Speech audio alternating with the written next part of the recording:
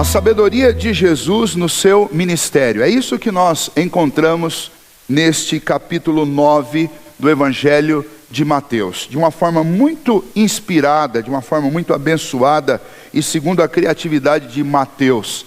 Lembra que o evangelista Mateus está escrevendo especialmente para os seus conterrâneos judeus que não tinham aproveitado a obra, as pregações, o ministério de Jesus como deveriam ter, porque não receberam como filho de Deus. E então, tirando estas multidões que o seguiam, e muitos destas multidões estavam apenas atrás de milagres, poucos foram aqueles que ouviram as palavras de Jesus e as entenderam. Então Mateus escreve com um gosto muito especial por fazer comparações e citações do Antigo Testamento, para que os judeus compreendessem que Jesus era sim o cumprimento de todas as promessas do Antigo Testamento.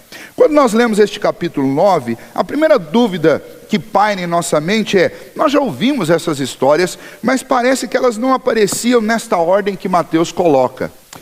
Nós já ouvimos mesmo. Se você pegar, por exemplo, o evangelista Marcos, você vai encontrar estes mesmos relatos aqui, ou boa parte deles, aparecendo já no capítulo 2 de Marcos.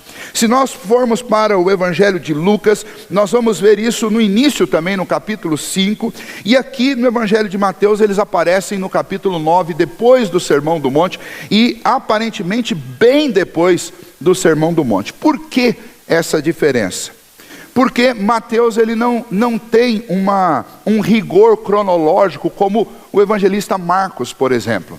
Mateus está muito mais interessado em organizar sobre temas as obras do Senhor Jesus. Então ele não vai colocar a cura daquele homem que foi trazido por amigos, deitado num leito para ser curado por Jesus. Ele não vai organizar isso da mesma maneira que Marcos organizou. Marcos parece estar muito preocupado com cronologia. Então Marcos está o tempo inteiro dizendo: e logo depois disso, e então, dando uma ideia de movimento de uma história que está caminhando de um ponto inicial para um ponto final. Mateus não, Mateus ele vai criando clímax o tempo inteiro. Em todo o capítulo ele vai criar um clima especial, trazendo um assunto à tona. E no capítulo 8 e no capítulo 9, ele tem mostrado milagres de Jesus que mostram, que deixam claro o poder dele, o poder e o sinal que comprova que ele realmente é o Filho de Deus. E no capítulo 9 especialmente, ele vai mostrar o grande confronto que esta autoridade que Jesus tinha, trazia ao mesmo tempo diante das autoridades religiosas daquela época que contestavam a obra do Senhor Jesus. Infelizmente contestavam sem argumentos, contestavam sem razão, contestavam porque a sua fé estava desvirtuada. Capítulo 8 e 9 e 10, Mateus coloca como cumprimento de Isaías 53, porque ele entende que são estas obras que confirmam aquilo que Isaías já tinha profetizado sobre o Redentor. Então Mateus não está preocupado com uma ordem cronológica exata, ele está preocupado em agrupar acontecimentos, agrupar coisas que confirmem aquelas profecias do Antigo Testamento e mostrem quem de fato Jesus era, para que os seus conterrâneos pudessem aproveitar melhor essa história e não deixar passar a oportunidade de redenção por meio de Jesus Cristo. Então eu gostaria nesta manhã de aproveitar de uma forma diferente todos estes milagres que nós estudamos aqui, que nós lemos, porque nós já falamos recentemente sobre a maioria deles. E quando estudamos o Evangelho de Marcos, nós também estudamos todos estes milagres. E eu acredito que todos vocês já ouviram em algum momento uma pregação, uma mensagem sobre cada um deles. Eu quero fazer o mesmo que Mateus está fazendo. Eu quero observar o que mais tem nesses textos, além dessas narrativas que contam os milagres. Eu quero observar com vocês a sabedoria de Jesus ensinada através dessas faces que Jesus apresenta no encontro dele com estes fariseus, com estes escribas, com estes enfermos, com os discípulos. E é interessante que do final do capítulo 8 até o início do capítulo 10, nós vamos observar pelo menos 4 faces diferentes de Jesus, 4 maneiras de Jesus demonstrar o seu ministério, sua missão. 4 maneiras em que Jesus nos ensina a viver e a imitá-lo. São faces do nosso mestre que estão claramente apresentadas aqui. Então, a nossa questão não é avaliar nem estudar um por um desses milagres, mas é observar o que cada uma dessas histórias traz para nós de novo a respeito de quem foi Jesus e de como ele viveu o seu ministério. Então, quando nós olhamos para o final do capítulo 8, e aí eu vou pedir que vocês voltem um pouquinho, quando nós olhamos para o final do capítulo 8, do versículo 18 até o 22, nós temos a primeira face de Jesus que é interessante que nós observamos. É uma faceta que o nosso mestre apresenta quando nós encontramos Jesus orientando alguns que queriam segui-lo, para que essas pessoas refletissem sobre esse desejo de seguir Jesus. Jesus não era como nós e como as nossas igrejas no século 21.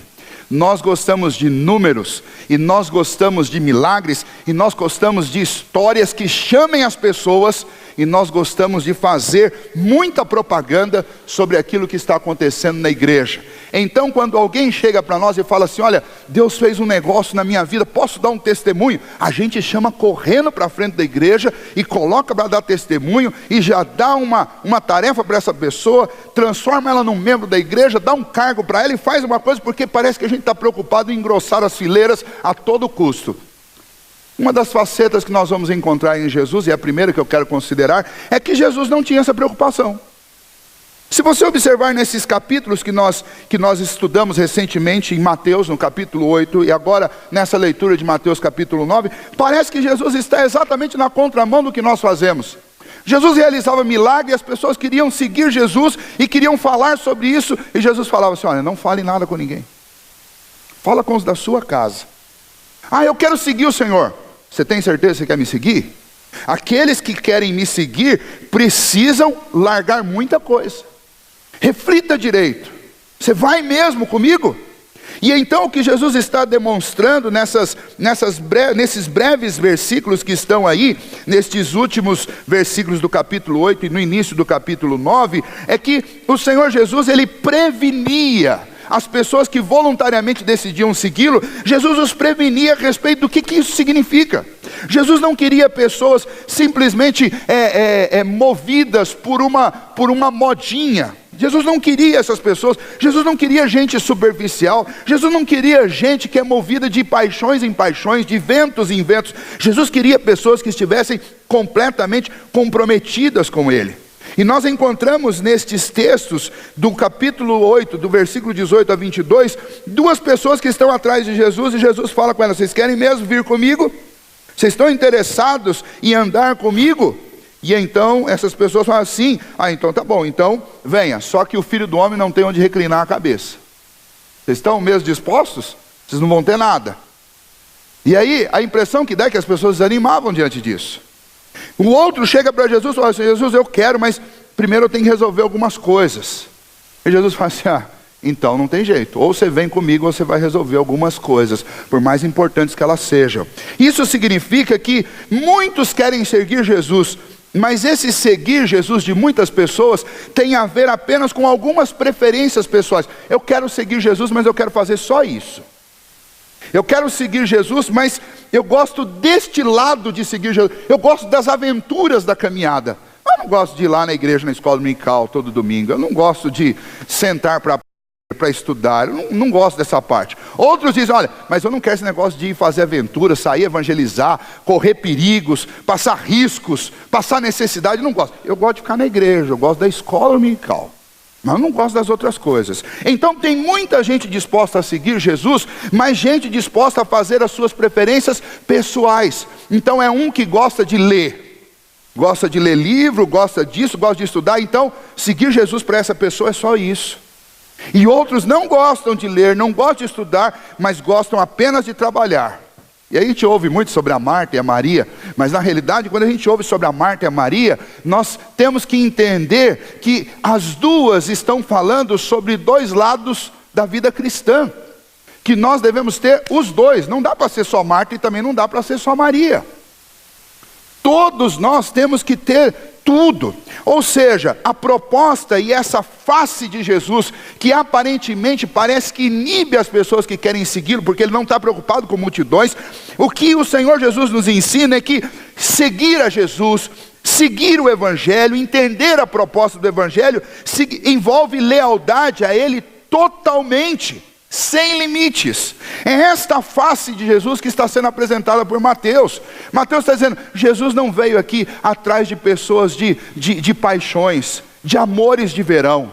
Jesus não quer amores de verão. Jesus quer pessoas que estejam completamente comprometidas, que sejam leais a Ele, que tenham uma lealdade sem limites a Jesus Cristo.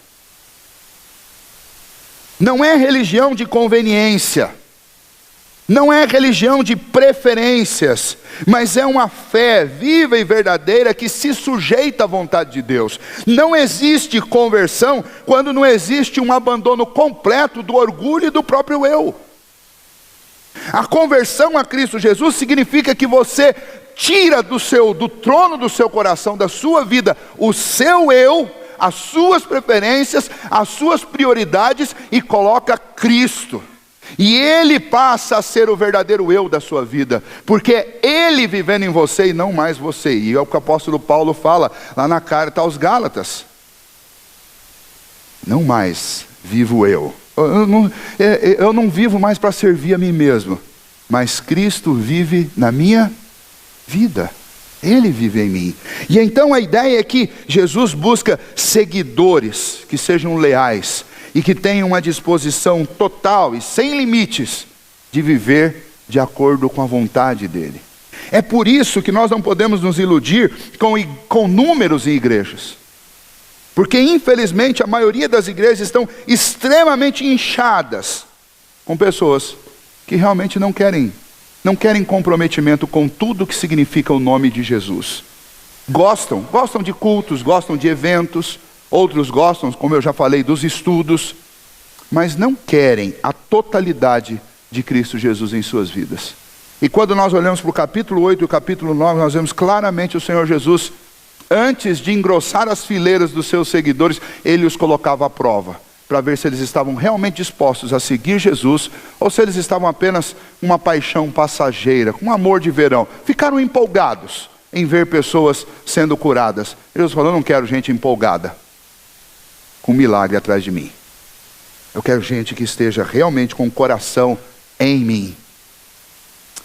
Quando nós continuamos nessas histórias e analisamos, nós vamos ver do versículo 9, do capítulo 9 até o verso 13, uma segunda faceta de Jesus Cristo apresentada nesse texto.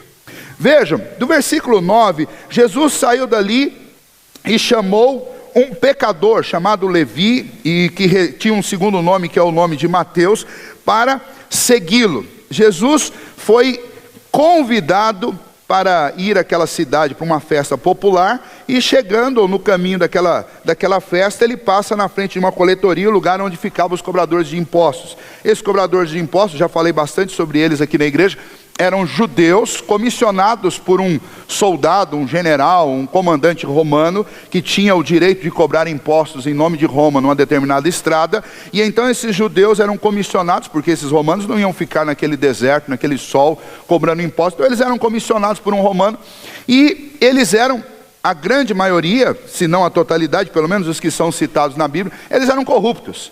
Eles não só cobravam impostos para Roma, mas cobravam para os seus senhores, para os comandantes, os generais romanos, e cobravam para si próprios. E os judeus, eles tinham asco desse tipo de gente. Eles eram classificados como pecadores. Não é pecadores porque eles simplesmente não cumpriam as tradições judaicas. Eles eram considerados pecadores porque eles estavam à margem da sociedade. Eles eram chamados de pecadores porque eles não apenas transgrediam um ou outro ponto, depois ia lá no domingo, pedia perdão, fazia alguma coisa assim, ofereciam um sacrifício. Não, eles estavam completamente fora daquela linha que era a linha da normalidade de um religioso daquela época. Eles viraram as costas para esse negócio e foram viver outra coisa. Eles praticavam os extremos. E então, quando Jesus passa e convida este homem pecador para segui-lo, nós encontramos uma outra faceta de Jesus. Uma faceta muito interessante. Jesus reconheceu E Jesus apresentou, e nós podemos reconhecer Jesus nessa circunstância, como aquele que veio para salvar pecadores. E Jesus se identifica assim: eu vim buscar pecadores. Ele não veio para se entreter com os sábios religiosos e com as suas opacas sabedorias, né? Nós temos um mesmo sentimento que os religiosos daquela época que criticaram Jesus tinham. Vejam só, se vier alguém importante da nossa denominação, vamos pensar em alguém importante da nossa denominação. Se essa pessoa importante da nossa denominação viesse à nossa cidade, e ao invés de se hospedar na casa dos sábios religiosos ou sábios presbiterianos da nossa cidade, e ao invés de fazer isso, fosse se hospedar numa casa de uma pessoa de moral duvidosa, fosse se hospedar numa casa de fama ruim. Imagine que esta pessoa famosa da nossa igreja chegasse aqui e falasse: não vou ficar na casa do pastor, não vou ficar na casa de presbítero, aliás, eu não vou ficar na casa de nenhum crente, eu vou ficar na casa de um corrupto aqui da cidade, é lá que eu vou ficar na casa de uma pessoa que está respondendo um processo na justiça, vou ficar na casa de um divorciado ou de uma divorciada, de um adúltero. Imagine se isso acontecesse. Sabe qual que seria a nossa primeira reação? Viu? Não presta. Porque se prestasse, ia procurar uma casa de gente que presta, não ia se hospedar nesse lugar. A reação nossa, eu não acredito que fosse diferente da reação dos religiosos daquela época. E então, quando Jesus escolhe pecadores como aquele, ou como lá no caso de Zaqueu, Jesus vai se hospedar na casa de Zaqueu. Estas ações de Jesus, de se envolver, de ir comer com esses pecadores, essas ações de Jesus revelam uma faceta de Jesus que não é a faceta da religião, que não é a faceta da religiosidade, mas é a faceta de alguém que veio buscar e salvar o que estava perdido. Não é para deixar do mesmo jeito, porque nós vamos observar que cada uma dessas pessoas que teve esse contato com Jesus foi transformada, e você não vai ouvir mais que elas continuaram fazendo o que elas faziam antes. Mas Jesus vinha assim, entrava na vida dessas pessoas. Ele não ficava marginalizando essas pessoas como nós religiosos costumamos fazer. Nós somos tão sectários, que nós dividimos até dentro da própria igreja. Dentro da própria igreja a gente fica escolhendo: não, olha, eu não vou ser amigo de fulano ou de ciclano, porque essa ala é a ala liberal da igreja, não vou me envolver com esse pessoal. Pecadores, eu vou me envolver com os espirituais da igreja. A gente faz isso dentro da igreja.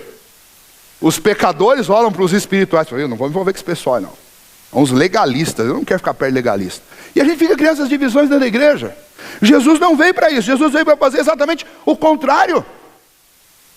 Jesus veio buscar e salvar o perdido. Sabe o que significa?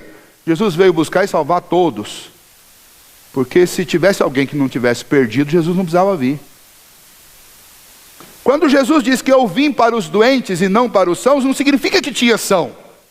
Significa que Jesus veio para todos. E o que os religiosos da época não entendiam é que o que Jesus estava dizendo não era uma coisa que era apenas para um grupo, mas era para todo mundo. E eles não estavam entendendo isso. Eles realmente se achavam melhores do que os outros. E a segunda faceta que Mateus nos apresenta sobre Jesus é que Jesus era este salvador de pecadores. É interessante que Mateus faz uma citação aqui, ou mostra a citação que Jesus fez de Oséias capítulo 6:6, você pode conferir lá, onde o Senhor fala por meio de Oséias com o seu povo: misericórdia quero e sacrifício não. Qual que era a interpretação? O que estava acontecendo lá em Oséias para que esse texto fosse dito naquela época? Naquela época, nos rituais que aconteciam no templo, o povo que estava com o coração distante de Deus mantinha os sacrifícios, mantinha os cerimoniais, os rituais lá em Israel. A vida cultica do povo de Israel estava acontecendo do mesmo jeito. Só que o coração deles estava completamente desviado do Senhor. Eles eram infiéis. Então eles tinham aquela casca de santidade, aquela casca de piedade, mas por dentro o coração deles estava completamente podre, estavam completamente fora. E sabe como que o Senhor identificou e denunciou que aquela casca de piedade deles era algo absolutamente vazio e descartável? O Senhor olhou para eles e falou assim: cadê a misericórdia? Vocês são muito bons para fazer rituais, cerimoniais. Vocês têm aparência de piedade, mas vocês não praticam a misericórdia. E se vocês não praticam a misericórdia, significa que essa piedade de vocês aí não passa de uma falsificação. Porque é fácil ter aparência de piedade, mas somente um coração completamente convertido e transformado pelo Senhor é capaz de sentir misericórdia. Corações religiosos conseguem criar imagem de religião, mas somente corações convertidos conseguem tratar culpados como se não fossem culpados. Essa semana, uma pessoa pediu ajuda. E essa pessoa começou pedindo ajuda de uma maneira desesperada. E as pessoas que leram o pedido de ajuda começaram a dizer: mas plantou, está colhendo o que plantou, é culpado. E aí começou aquela série de julgamentos, né? Está vendo? Ia dar nisso aí, mais cedo ou mais tarde ia acontecer isso daí. Mas chega um determinado momento que a gente começa a pensar assim: mas espera aí, é assim que nós somos tratados por Deus? Quando a gente começa a passar por aflição e a gente sabe que a culpa é primeiramente nossa, porque a gente apronta, é assim que Deus nos trata? Deus olha lá do céu e fala: está vendo? Te avisei, semeou, agora colhe. É assim que Deus nos trata? Oh Deus, olha para nós apesar das nossas culpas e nos trata com misericórdia apesar das nossas culpas. Deus nos perdoou de uma dívida impagável. Deus se relaciona com você apesar de você ser culpado. Deus nos trata bem apesar de sermos culpados. Deus nos abençoou com um amor eterno, quando nós estávamos frequentando a igreja. Não, o apóstolo Paulo diz que o Senhor enviou o Filho dele para morrer por nós, quando nós ainda éramos inimigos dele. Ou seja, Deus derrama graça e misericórdia sobre gente que sequer cogita que existe Deus. Como é que nós, que dizemos que somos cristãos, vamos tratar as pessoas segundo as culpas delas? Quando a gente faz isso, a gente está redondamente enganado. Pode ser pastor, presbítero, qualquer membro da igreja. Quando a gente faz isso, a gente está errado. E o Senhor Jesus estava mostrando isso para aqueles religiosos. Eu vim chamar pecadores, eu não vim chamar gente sã, porque não existe. E quando ele cita Oséias, ele está dizendo: vocês lembram o que aconteceu em Israel? Parecia que estava tudo bem com a igreja, mas quando eu fui procurar atos de misericórdia dentro da igreja, eu não achei nada. E portanto, o que se conclui? Que aquela religião era falsa. Uma outra ilustração que está lá no texto de Oséias, se você ler o texto inteiro, você vai ver que uma maneira do Senhor se dirigir e mostrar o que eles estavam errados é o exemplo ou a história de como separar a palha do grão. E então o que acontece? Quando você colhe um cereal, durante algum tempo você vai ter que conviver com a casca, com a palha e com o grão. E vai chegar um dia em que você vai poder bater aquilo num pilão e vai poder separar a casca do grão. E então, lá em Oséias, o Senhor estava dizendo: sabe o que vocês fazem? Vocês fazem o seguinte: vocês, para evitar de conviver casca e grão junto, vocês valorizam a casca, mas vocês jogam o grão fora. Na tentativa de separar as duas coisas, vocês perdem o melhor e ficam com o pior. E infelizmente a religião e a religiosidade é extremamente perigosa, porque não poucas vezes nós vivenciamos exatamente isso. Na tentativa de viver e de cumprir nossas cerimônias, nossa agenda, nossos rituais, nós radicalizamos, cobramos, insistimos e pesamos a mão sobre gente que ainda não tem como separar a casca do grão. E por conta disso, muitas vezes a gente perde tudo. Ou fica com a casca e o grão vai embora. É a mesma ideia de sacrifício e misericórdia. Nessa comparação, os sacrifícios e as cerimônias são como a casca. Deus não está interessado no sacrifício e nas cerimônias. Deus está interessado no seu coração. Eu provo isso para vocês. Lá no céu, constantemente, é oferecido louvor e adoração a Deus. Muito melhor, muito mais eloquente, muito mais precisa do que qualquer louvor e qualquer adoração que nós oferecemos aqui. Por que Deus pedia sacrifícios no Antigo Testamento? Não é porque Ele precisava deles, mas é porque naquela época eles ainda eram úteis. A casca e o grão eram importantes, porque o que o Senhor sempre quis foi o coração. Por que a circuncisão teve valor, teve utilidade durante tanto tempo no Antigo Testamento, mas depois, quando Cristo chegou, ela foi posta de lado? Era a casca que envolvia o grão por um certo tempo, mas chega uma hora que a casca precisa ser jogado fora. E aí o próprio apóstolo Paulo diz que a verdadeira circuncisão é aquela do coração e não da carne.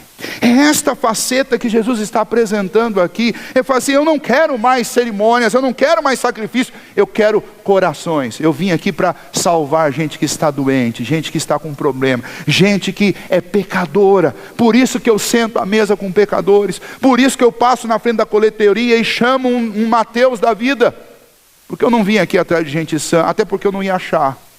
É isso que está implícito na frase de Jesus. E nós precisamos aprender com essa sabedoria do Senhor Jesus. E ao invés de ficarmos categorizando as pessoas dentro da igreja e fora da igreja, nós deveríamos tratá-las com a mesma misericórdia com que Jesus tratou. Entendendo que a nossa missão não é buscar neste mundo pessoas santas, mas é buscar neste mundo pessoas doentes. Muitas são as pessoas que pensam que são boas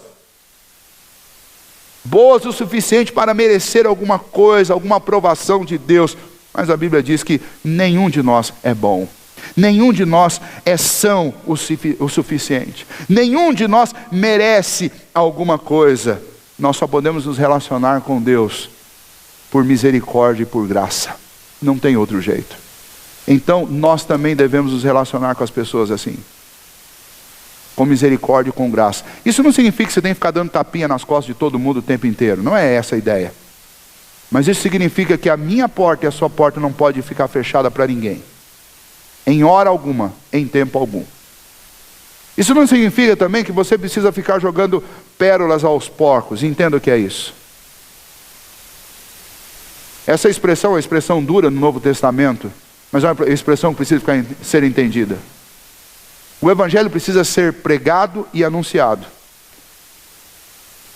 O Evangelho não tem que ser decorado pelo ímpio. Ele precisa ser aprendido, ensinado por ele, para ele. Mas chega uma hora que você precisa levar este Evangelho para outros que não ouviram nenhuma vez. Então essa história de ficar também nutrindo o ego, amassageando o ego, batendo nas costas de gente que já deveria ser crente, que já deveria estar dando aula de cristianismo, mas ainda continua do mesmo jeito se comportando como criança, não é isso que Cristo quer que a gente faça também. Quanto tempo despendido para bater nas costas e inflar o ego de crente que não quer crescer a gente gasta, que a gente poderia estar gastando para levar o Evangelho naquelas casas que ninguém quer pisar. Então a gente tem que tomar cuidado. A gente precisa pedir ao Senhor uma santa sabedoria para saber a hora de parar e saber a hora de ir levar o Evangelho em outra casa, para que a gente não perca, porque os trabalhadores são poucos e a seara é grande demais, e tem muita gente que já era para ser professor e precisa ficar ouvindo o Evangelho de novo, porque parece que nem crente é. A gente tem que tomar cuidado com isso, mas que haja no nosso coração a disposição da misericórdia. Amém? Terceira faceta de Jesus apresentada nesse texto está aí entre os versículos 14 e 17. Tem duas questões importantes aí. Primeiro, os discípulos de Jesus são criticados pelos fariseus porque os discípulos de Jesus faziam menos jejum do que os fariseus. do que os escribas. E eles começaram a criticar: se o Senhor é o mestre, o Senhor é o Filho de Deus, por que os seus seguidores, que deveriam ser melhores do que todos os outros, eles jejuam menos do que os fariseus, que são tão criticados pelo Senhor? Por quê? Essa é a primeira parte, a primeira questão. Depois, quando nós olhamos no versículo 16 e 17, ou aliás 15, 16 e 17, nós temos essa resposta que Jesus dá na segunda parte, que mostra uma faceta muito interessante do Senhor Jesus nessa questão do jejum. A primeira questão, o Senhor Jesus responde da seguinte maneira: como é que os meus discípulos podem ficar jejuando se eles são como os convivas de uma festa, que estavam aguardando o noivo da festa chegar, o dono da festa, e o dono da festa chegou. Aí o dono da festa chegou, liberou a mesa para todo mundo se servir, e eles vão fazer jejum? Que lugar do mundo que a coisa funciona desse jeito? Você faz jejum antes da festa, para aproveitar bastante a festa, e você faz jejum depois da festa, porque agora você não tem mais aquele banquete todo. E Jesus disse: mas não durante a festa. Você pode fazer jejum antes, você pode fazer jejum depois, mas não. Esses meus discípulos, eles estão sentados à mesa. O noivo da igreja está aqui. Como é que nós vamos fazer jejum diante da presença do noivo da igreja? Vocês vão fazer jejum depois. E aqui Jesus está fazendo uma menção sutil à crucificação. Ele está dizendo: eu não vou ficar com eles o tempo inteiro. E depois eles vão jejuar. Depois eles vão precisar fazer isso. Muito mais do que vocês precisavam antes. Porque depois vai ser um período de luta, de dificuldade, de perseguição. Mas agora eles estão banqueteando na presença. Jesus está falando sobre esta santa exultação, esta grande alegria, esta eloquência e este entusiasmo que a presença de Jesus trazia para aqueles discípulos. Não tinha como parar para fazer jejum, porque até não faria sentido. Jejuar para quê? Existe alguma coisa maior do que estar à mesa, estar ao caminho, ao lado do próprio Filho de Deus? Não tem coisa maior. Eles estavam junto com o Senhor, e junto com o Senhor, eles deviam continuar com essa santa exultação. E aí, na segunda parte do texto, o Senhor Jesus vai dar uma outra explicação ainda mais profunda. No versículos 16 e 17, ele diz: olha, ninguém coloca remendo com tecido novo no buraco de uma roupa que tem tecido velho. Eu não entendo nada de costura, né? Tia Olga que sabe ali. Mas vou tentar passar a explicação aqui para vocês do texto. O que o texto significa é o seguinte: tecido novo, as fibras, as cordas do tecido, elas estão muito fortes. Se você costura esse tecido num pedaço de jeans novo, num buraco de uma calça com jeans velho, o que vai acontecer? Aonde você fez a costura, o tecido novo ele não cede. Então quando aquilo apertar, o tecido novo ele vai arrancar mais um pedaço do tecido velho, porque o tecido velho não tem força, e sim o tecido novo. Então não dá para juntar essas duas coisas. Não dá para fazer uma sociedade entre novo e velho. E aí Jesus usa um outro exemplo, que é o exemplo do vinho nos odres. Odres eram bolsas de tecido, bolsas de couro, principalmente de couro, que eram usadas para colocar vinho. O problema é que, se você colocasse um vinho novo, que ainda estava num processo de fermentação, num odre velho, que já foi usado muitas vezes, o odre velho não tem mais condição de segurar a pressão do vinho novo. Então, se você colocar vinho novo num odre velho, o odre vai se romper, e você vai perder o odre e vai perder o vinho também. Então, vinho novo você precisa colocar em odre novo. Depois que o vinho já estiver fermentado, você pode passar ele para o odre velho, mas vinho novo em odres ou odres novos. O que Jesus está querendo dizer com isso? Qual que é o ensino dele para a vida deles naquela época e para nós também? O ensino é: todos esses cerimoniais, essa agenda judaica, tudo isso que vocês tinham serviu para trazê-los até aqui. Mas agora chegou o Filho de Deus, é tecido novo, agora é vinho novo, é nova aliança. Não dá para encaixar isso dentro daqueles cerimoniais e daqueles rituais judaicos, porque isso é maior, isso é mais forte, isso é superior. Você não tem como colocar isso lá dentro. Então o que Jesus está dizendo: vocês precisam acordar, porque nunca mais a fé em Deus e nunca mais seguir a Deus vai ser aquilo que foi dentro do judaísmo. Porque agora é tecido novo, porque agora é roupa nova, porque agora é vinho novo, e dentro do vinho novo vocês vão receber um novo modelo. Infelizmente nós temos pessoas até hoje tentando encaixar a religião dentro do modelo judaico. Mas não vai encaixar, porque o que nós temos hoje é infinitamente superior. Quando você lê na carta aos Hebreus, no capítulo 11, falando a respeito dos grandes patriarcas, dos pais da fé, falando a respeito desta nuvem de pessoas lá do Antigo Testamento, o texto vai dizer: eles sem nós não foram aperfeiçoados, porque Deus previu coisa superior a nós. Ou seja, o autor está dizendo, eles creram naquilo que tinha sido prometido, mas vocês que estão aqui agora, vocês creem naquilo que foi cumprido. Então é diferente, é superior. E a face que Jesus está demonstrando aqui é a face de um Cristo, de um Deus que propõe uma vida nova e propõe uma fé nova, não mais limitada por aqueles padrões de cerimoniais judaicos, não mais limitada por uma série de regrinhas e de leis, mas é uma fé nova, é a liberdade dos filhos de Deus, é uma vida de quem está na presença do Pai, por meio do Filho Jesus, vida de quem foi adotado nessa família, vida de quem tem convicção, vida de quem foi livre do peso do pecado, vida de quem está exultante, exuberante na presença do Mestre. Jesus está dizendo, vocês não podem ser mais essa religião de gente da cara fechada, emburrada e chateada, de gente triste, mas essa fé agora é uma fé de alegria, de renovo, de esperança, é uma fé pujante, não é uma fé cabisbaixa, não é uma fé cheia de pesos, mas eu tirei de vocês o peso, eu tiro de vocês o peso, para que vocês sejam alegres. Discípulo de Jesus tem que ser alegre, a face de Jesus é essa. Por onde Jesus passou, Jesus trouxe alegria. Jesus alegrava as pessoas com as coisas mais diferentes. Você imagina o que é passar a noite no mar tentando pegar peixe, não pega nada. De manhã, aquela frustração miserável de ser um pescador fracassado. Depois de ter fracassado como discípulo de Jesus, como Pedro e os discípulos estavam.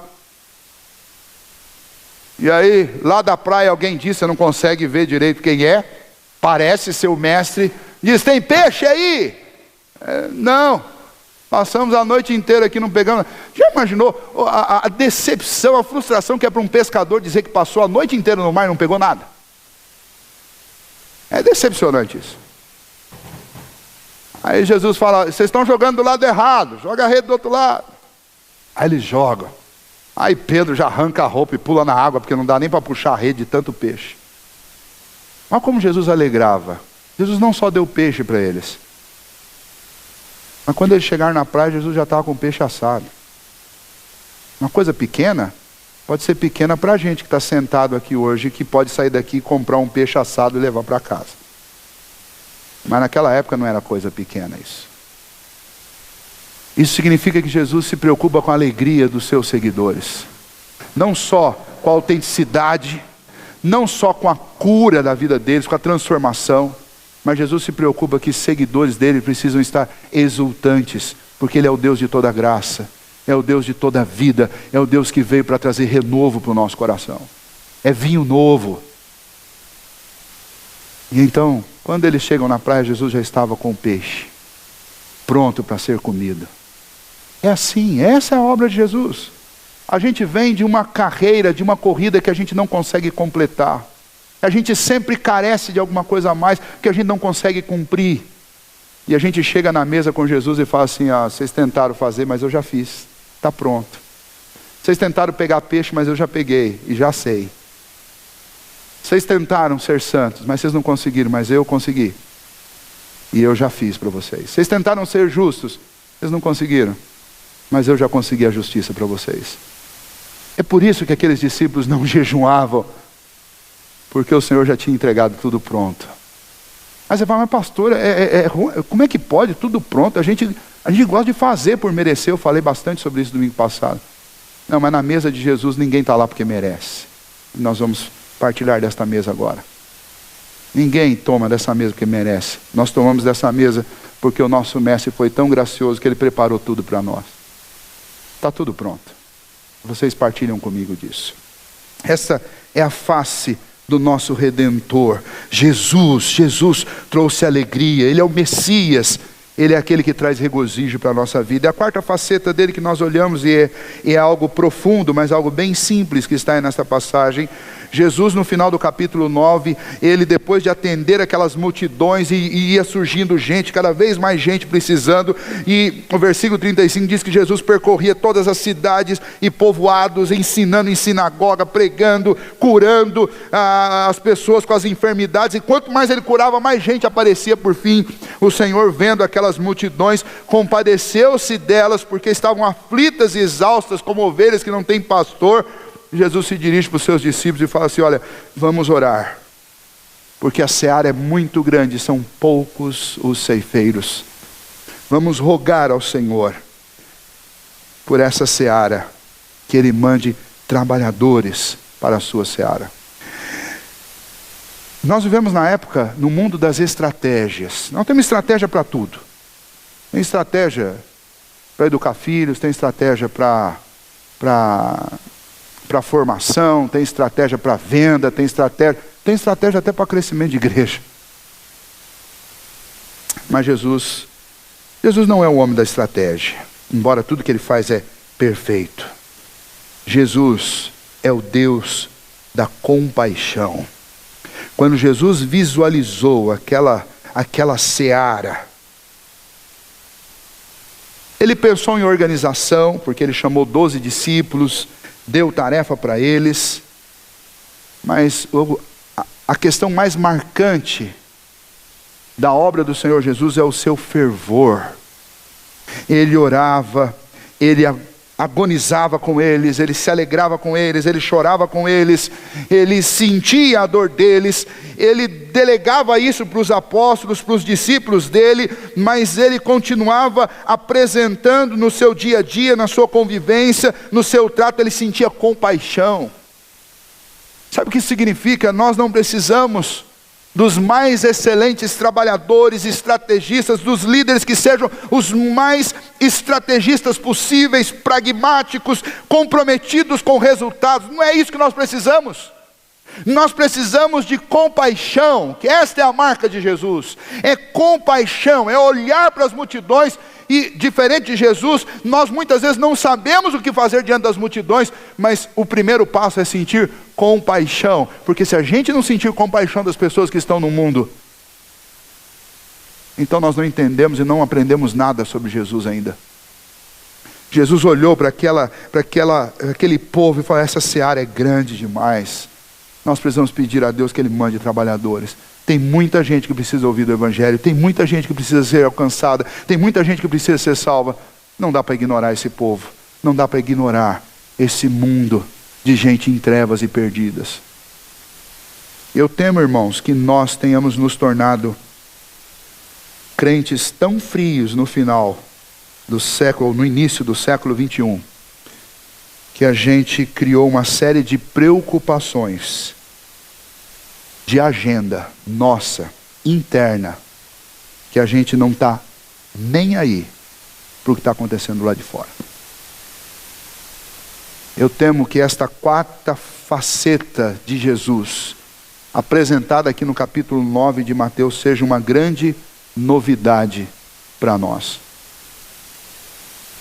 Porque nós gostamos mesmo é que as coisas aconteçam em ordem no domingo. O boletim esteja lá, os professores estejam lá, o pastor apareça lá com uma mensagem para domingo, de preferência não demore muito, né? Que a gente cumpra a nossa agendinha, depois a gente vai para casa e está tudo muito bom. E não vamos trazer muita gente nova para a igreja não, porque se trouxer dá trabalho.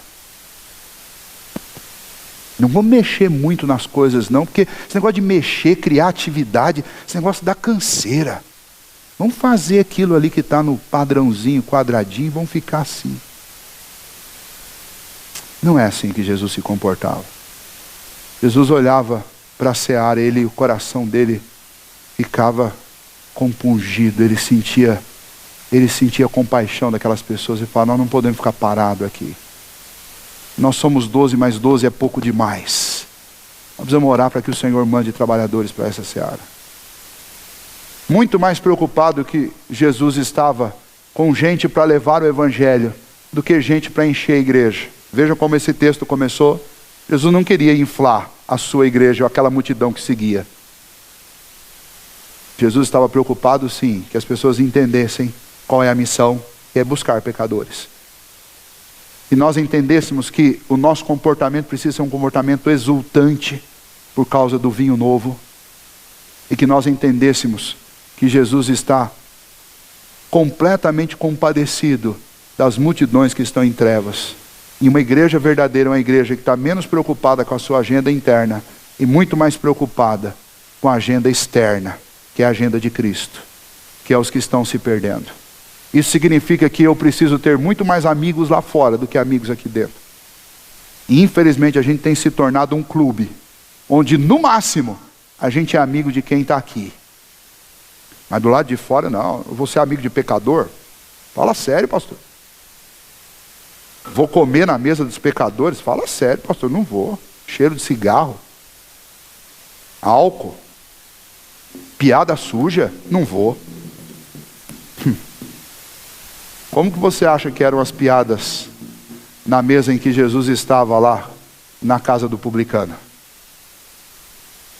Como que você acha que era o comportamento daquelas pessoas lá? Você acha que tinha alguém lá vestido de sacerdote, falando sobre o Antigo Testamento?